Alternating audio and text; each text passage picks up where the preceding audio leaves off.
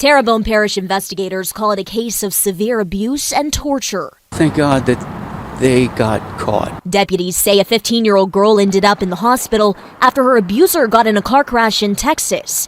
That's when medical professionals discovered gruesome burns to her upper body and untreated gunshot wounds to her chest and face. The Baytown Police Department says 41-year-old Terrence Washington admitted to sexually abusing the teen for months before shooting her during a disturbance with 40-year-old Latonya Harris at their home on the West Park Avenue in Thibodaux.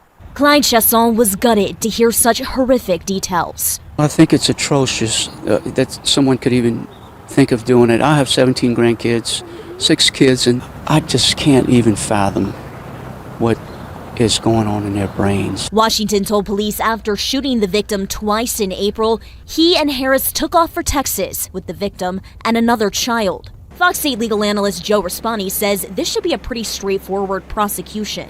He's confessed to it. She's basically given herself up to this thing.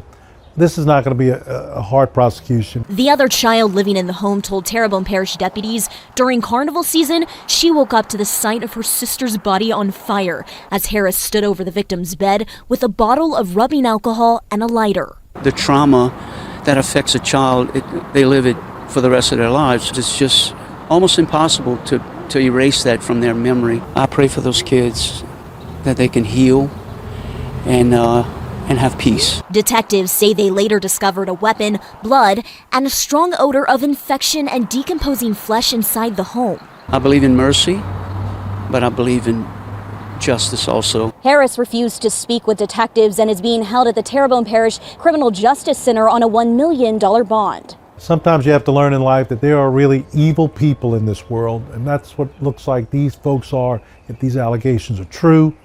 I think these are the people who should not ever be allowed to leave jail. Washington remains in custody in Texas for crimes committed there. Raspani says Washington will likely be extradited to Terrebonne Parish. They face decades in prison. If ever a judge is going to give you consecutive time, this could very well be the time you're going to see that happen. Both suspects face several charges, including attempted murder. Washington also is accused of molestation and rape. Deputies say the other child who lived in the home in Thibodaux was physically unharmed.